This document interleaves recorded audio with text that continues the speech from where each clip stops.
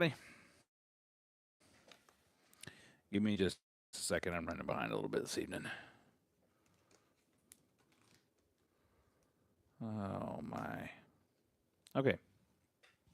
I hope you all had a wonderful New Year's. Everybody was safe and made responsible decisions. Um, Man, I spent mine in the woods, in the cold, and chasing squirrels and ducks and having a grand old time over the weekend. It was fantastic. Um, but as we typically tell you, this week's episode is brought to you by Deep Roots Rifle Company. Elevated excellence rooted in integrity and reliability. Hop over to their website, listen in the podcast description, and check out all their offerings from a fully custom rifle built in-house to duck and turkey decoys and everything in between. Make sure you use code UPO10 at checkout to get 10% off your next order. So tonight we're talking about New Year's resolutions, right? I personally think that they're a bit stupid, and if you recognize the need for a change, whether it be in your diet, relationships, or behavior, there's no good excuse to wait for the new year to be a better version of yourself. But before I get into one of my goals for this next year, let's talk about some statistics for New Year's resolutions. Around 42 to 48% of Americans report planning to make a New Year's resolution. And then the popular themes are health and fitness goals like exercising more or improving physical health. They're among the most common. Financial goals, including saving money, paying down debt, have become very prominent. And other frequent focuses include mental health, diet improvements, relationship, and personal growth, which are all great goals, right? But the success and failure rates is where it gets you. Resolutions are notoriously difficult to keep. Only about 8 to 9% of people successfully achieve their New Year's resolution. Many people abandon their goals within weeks or months, and the average resolution lasts about 3.7 months. Only 8% keep them for a month, 22% for 2 months, and about 13% for 4 months. Other behavioral data suggests that 75% still keep resolutions after 1 week, but this falls steadily over time. Quitter's Day is an informal name for the second Friday of January. It marks when many people have dropped their resolution. I can tell you that I'm going to stay fast on my resolution this year, though. Other insights. A Pew Research survey found that less than a month into the year, around 87% of Americans who made resolutions had kept at least some of them so far. Confidence around each reaching goals tends to be fairly high at the outset, with many respondents expressing optimism about success. My goal for 2026 is to become a better squirrel hunter. That's it, plain and simple. When I was a kid, squirrel hunting was always something we'd do actively, maybe once a year after deer season. And passively while accomplishing other tasks related to deer management on property release until squirrel season ran out. Squirrels are a lean and healthy wild protein and have been eaten safely in North America for centuries. So when properly handled and cooked, they're no more dangerous than any other small game. So let's talk about some of the safety factors. Right, harvest a healthy looking animal that's alert, good coat, no sores or odd behavior. Field dress it promptly and cook it thoroughly to a temp of 165. It's a pretty safe rule of thumb, right? And avoid anything you find dead. I think that's pretty smart. Seasonal and health considerations, fleas and ticks and roundworms are more common in warm months, and these are killed by proper cooking. Wear gloves when cleaning, especially in the summer. And tularemia is rare, but serious. More common in late summer, early fall. Signs include lethargy, visible lesions, and large lymph nodes. If the squirrel looks sick, don't eat it. It's that easy. Cooking destroys the bacteria, but handling an infected animal is the main risk. Winter squirrels, late fall to winter, are preferred by most. There's fewer parasites, better fat content, cleaner meat, and summer squirrels are safe if healthy and a bit leaner. More insects, parasites externally, and not a meat issue if cooked. Disease myths worth clearing up. I've heard that people say they get rabies. It's extremely rare in squirrels, virtually non-existent risk. The plague is very unlikely in tree squirrels, and that they're only safe in winter is false. That's a tradition, not a science. Same goes for rabbits. Like you hear the whole can't hunt or eat rabbits in months that don't end with an R. They do have rabbits can get parasites. Same with any other small game or any ground dwelling species. Spends that much time close to the dirt, but it's all about proper cooking temperature. So let's talk about some common methods for hunting squirrel. Still hunting is probably the most common, and that would be where you're slowly walking through the hardwoods, stopping often to watch and listen. And it works by, you move a few steps, stop for 1 to 3 minutes. Listen for cutting, barking, or leaves rustling. And you're scanning tree trunks and branches. And it works because squirrels tend to give themselves away with sound if you're quiet enough. It's very effective in the early season when the leaves are on. And commonly that's associated with using a 22 or a shotgun. Shotgun especially maybe more during early season because of the leaves can be tougher to get those shots with a 22. And sometimes air rifles if they're legal. Stand hunting, like a sit and wait type deal. Where you're sitting quietly near a food source, be it a oak tree or some other form of nut, like hickory trees, white oak, red oak flats, nut-bearing ridges, and creek bottoms with mast trees. The best time to do that is going to be the early morning and the late afternoon, and it works because you're moving less, therefore you're spooking game less. It's very effective during peak feeding times. Hunting with dogs, which is something I would really love to do. I got to get with old Rusty River Game Dogs. Make a trip up there and hunt with him and his dogs. He's got you using trained feist or cur dogs to locate and tree squirrels. And that works because the dog finds the squirrel and barks at a tree. Hunter locates squirrel and takes a shot. It's common in the Appalachian Mountains, southeast and Midwest. And the pros to that is very effective. Great for kids and beginners. And covers lots of grounds. It keeps you moving. The cons would be that it requires a dog, and some areas restrict dog use.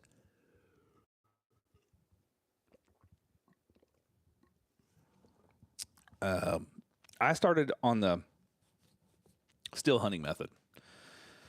Just kind of creeping through the woods, right? But I started on the still hunting method as a kid with a Marlin Model 60 22 long rifle. I didn't find the success I was after most of the time due to missed shots on moving targets. So I had switched to a shotgun in my teenage years, hoping for better success, and I found it. And it works well because leaves can sometimes block rifle shots, and squirrels are moving fast in the canopy. So your typical shotguns you'd use, maybe a 410, 20 gauge, 12 gauge, your choice, 6s or 7.5 shot. They're best for thick woods and jump shooting squirrels on the move. I'm to a point now, though, where I've kind of reverted back. I have reverted back to using the same Marlin Model 60 that I started with close to 30 years ago. I don't know why I ever stopped using it. Some prefer a 22 or a 17 or a rifle pellet gun because they're more precise. They preserve meat better. They're quiet, especially if suppressed where that's legal, if that's legal where you're hunting at. Typically, you're taking headshots on stationary squirrels and bark side shots when they're clung to a trunk. But I don't think we can move on without an honorable mention to the way that most got started with the increasing popularity of pre-charged pneumatic air guns, the PCP air guns. The popularity of pellet rifles for taking all sorts of game is on the rise. And I'm not just talking about squirrels, man. I'm talking about people hunting deer with 50 caliber pellet guns. A lot of them are going to be used. A lot of times you'll see like a pellet rifle used for backyard pest control or close range woods hunting, and they're going to be in 177 or 22. Probably the best choice for squirrels. Although though some guys use bigger. But you want to make sure you've got enough energy, enough power for a humane kill, because you don't want to be using cheap one, from Walmart. You have something with a good little bit of FPS to it, feet per second, and that maybe in that 1,000 range. If they're shooting the 177 or the 7 to 900 range in the 22. And like I said, still hunting is the most common. Slowly walking through the hardwood, stopping often to watch and listen. Making sure that you're really scanning tree trunks and branches looking for that movement. And that's going to be either done with a 22. It's really any of them. 22 shotgun rifle, it's up to you. The stand hunting, sitting quietly near a food source. And hunting with dogs. So the shotgun hunting is probably a more common early season method. And then your rifle hunting is going to be a little bit later in the season, like we did this last weekend here, where we had a lot of open, no leaves on the trees. So, dude, I was shooting squirrels at 50 and 60 yards through the trees, which makes it kind of hard to find them at the same time, because there was a couple times where I got up from where I was sitting. And mind you, what I tend to do these days, or what I did this last weekend, I kind of do it a little different. I've changed my. I don't quite stand hunt. I don't quite still hunt. Right. So I've changed my methods both in what I hunt with, going back to the old 22, and how I hunt. And I attribute this change due to the fact that I look at hunting differently now than I did as a kid. It's still about the kill that leads to the meat in the freezer and meal on the table at the end of the day. The main difference is my patience has grown quite a bit as an adult, and I've slowed down and started to see everything that I was missing. I hunted squirrels. Hunting squirrels will hands down, make you a better deer hunter, if you let it. Squirrels live in a bigger environment than white-tailed deer do. They utilize more of the forest and can hide just as good, if not better, than any Boone and Crockett buck out there. These days, I found that I tend to slip through the woods much slower, paying attention to the minor details, the presence of acorn shells on a log, small squirrel prints in a patch of sand, and keying in on the distant bark of a gray squirrel, just to name a few. Spotting rubs, scrapes, and bedding areas for deer can seem difficult to a beginner, but once you develop an eye for it, you seem to be able to spot them from a good ways off. I'll be walking through the woods, and I'll just kind of see an area, and I'm like, man, I feel like I should see deer sign here. This looks like a deery area, for lack of better terms, right? And then I start seeing scrape or rubs on the trees. Not the right time of year to see scrapes, but bark's rubbed off the trees. I see bedding area. I see deer trails, game trails. Start seeing tracks everywhere. But I tend to hunt squirrels with a combination of a still and a stand hunting. So I'll head out like I did this weekend in my earth tone pants and slip quietly. Earth tone pants and shirt, nice brown plaid shirt, brown pants, and slip quietly through the woods until I can see some sign of squirrel activity. Sometimes it's as simple as hearing a squirrel barking or finding some nests in a good oak tree, and other times it's seeing crumbs from an acorn on a log.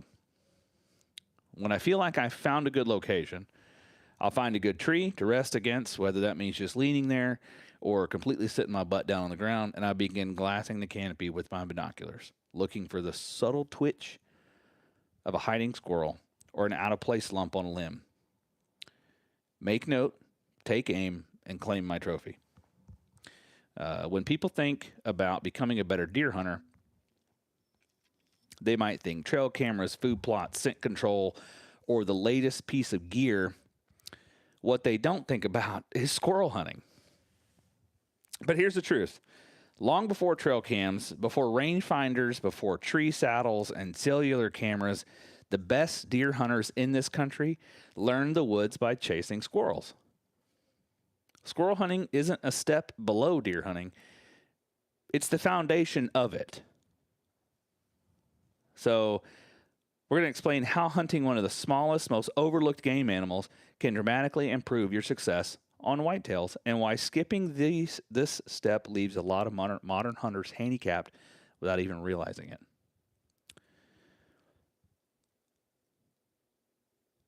It's not about nostalgia.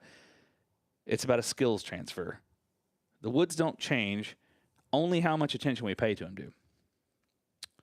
One of the first skills squirrel hunting teaches you is how to see, not to see animals, but to see movement. So when you're squirrel hunting, you almost never spot the whole squirrel first. Sometimes you see them skip across a trail in front of you, and then, dude, they'll hit a tree and quickly just vanish like that. But once they're up in the tree, you'll see a flick, a twitch, or a tail jump. And your brain starts learning to ignore vertical noise and focus on horizontal abnormalities. And that skill is exactly what kills deer. Deer don't appear like targets in the open woods. They appear as partial information. An ear behind brush, a leg through saplings, a horizontal back line where no straight lines should exist in nature. Squirrel hunting forces your eyes to slow down. It conditions you to scan tree trunks, branches, shadows, gaps, and over time your brain starts flagging things that don't belong. The same instinct is what lets you spot a buck bedded at 60 yards that everyone else walks right on past. If squirrel hunting improves your vision, it transforms your hearing. You learn quickly that the woods are never silent. We talk about peace and quiet, but it simply doesn't actually truly exist, and you're just looking for an absence of human noise. The woods are talking all the time. Squirrels teach you to distinguish between wind movement, falling leaves, feeding sounds, and intentional movement. That distinction matters because deer sound different when they move. A feeding deer sounds casual. A walking deer sounds deliberate. A spooked deer sounds panicked. And squirrel hunters learn to identify cadence. Fast, stop, fast. Fast, stop, fast is danger. Slow, crunch, pause is feeding. Continuous crunch is travel. When deer season arrives, you don't panic at every noise. You interpret it. And squirrels will punish bad movement immediately. Move too fast, you're busted. Move at the wrong time, you're busted. They teach you something modern hunters struggle with. Timing matters more than speed. You learn to move when the wind blows, when leaves fall, or when other animals make noise. You learn to freeze mid-step, to lean into trees, to use trunks as shields, and that discipline carries directly into deer hunting. Drawing a bow when a deer's head is down, or adjusting in a stand without being seen, slipping through timber instead of crashing through it. Squirrel hunting creates body awareness. You stop being a human in the woods and start blending into it.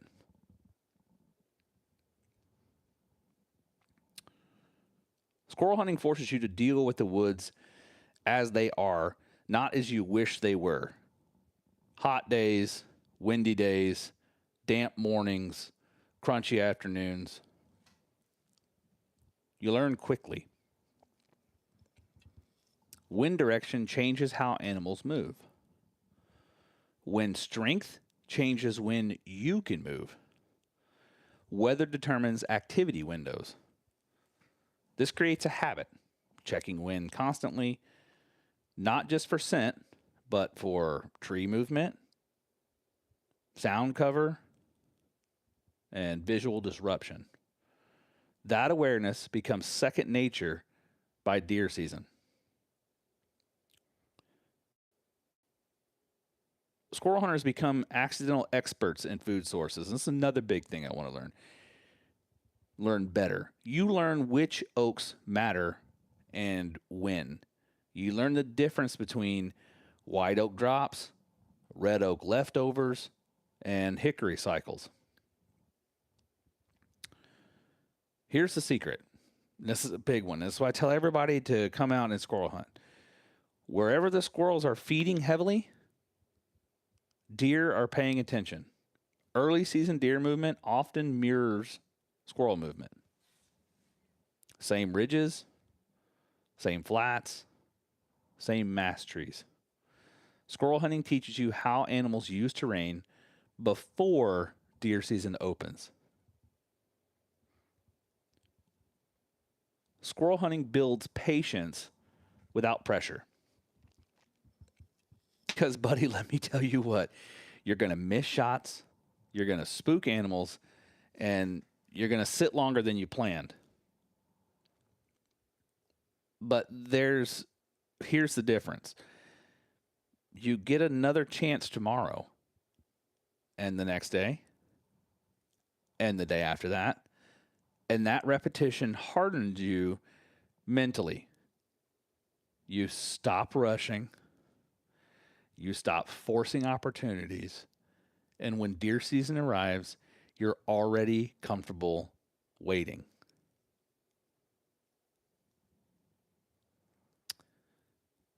Squirrel hunting doesn't replace deer hunting. It prepares you for it. It sharpens your senses. It disciplines your movement, and it teaches you the woods when the stakes are low and the lessons are frequent.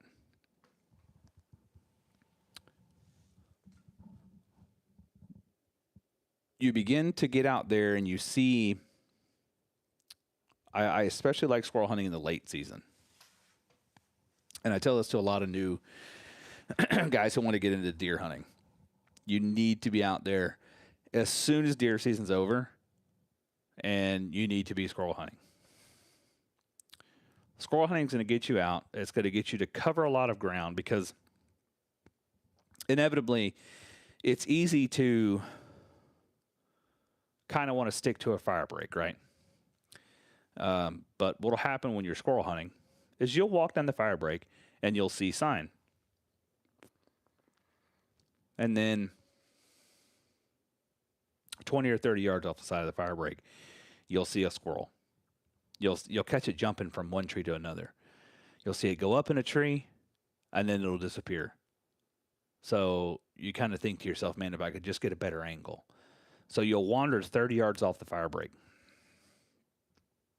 And you'll get around that tree, and you might get a shot, you might not. Well, now that you're 30 yards off the fire break, you realize, I got a good little game trail here I can move down. You start moving down a game trail. And in doing so, you find a bedding area. Or maybe you find some bedded deer. And you bump this here and you bump that. And the whole time, you should be running the tracks on your phone, whatever mapping app you're using, so you know where you've been. When you find deer sign, mark it. You find squirrel sign, mark it. Come back later. We had over the weekend, in the area we kind of developed a route. Where we were camping, we had a lake on our backside. And all around that lake was a lot of cherry bark oak and cypress and stuff all around there. So we'd get up in those cherry bark oak flats and the cypress, and you could get in there and lean up against some down stumps and just sit and wait and move along the water's edge and pick off squirrels, and then come back around and go to the north side of camp. And that was a little thicker palmetto, brushier on, pine and brush on one side, and that same cherry bark oak flat on the other. But it seemed like we could go down in that area, pick off 3 or 4 squirrels, and then come back to camp, sit for a minute, and then go up the other side, pick off 4 or 5 more. And we could keep doing that same route every day and get more and more squirrels out of there every single day. Every single time I went in there, I found more deer sign. I found good rubs I didn't find the day before. I walked a different path. I found fresh pig sign, never saw any pigs. I found awesome game trails. I marked all this stuff on my camera or on my phone. I walked places I never would have walked before because I saw a squirrel. I'm like, well, let me go just a little bit further. Just a little bit further this way. I had no other reason to go that way. There wasn't any other obvious sign that drew me there. But when I got there, I realized, oh, crap.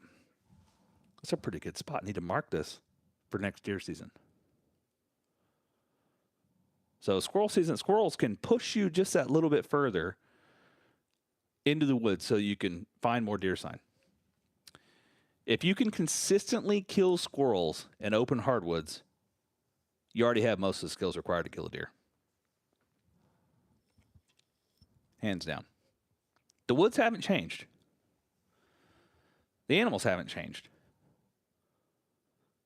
We've just stopped learning from the small teachers. And the best deer hunters never did. Squirrel hunting is super low pressure. We sat there and we're hunting in a group Saturday afternoon, 4 of us, walking 20, 30 yards apart as we slowly made our way through the woods, watching, eyes up, eyes down, eyes up, eyes down. And every now and again, we'd stop and we'd talk. We could talk at a normal level to each other. Squirrels still move through there. Can't do that during deer hunting.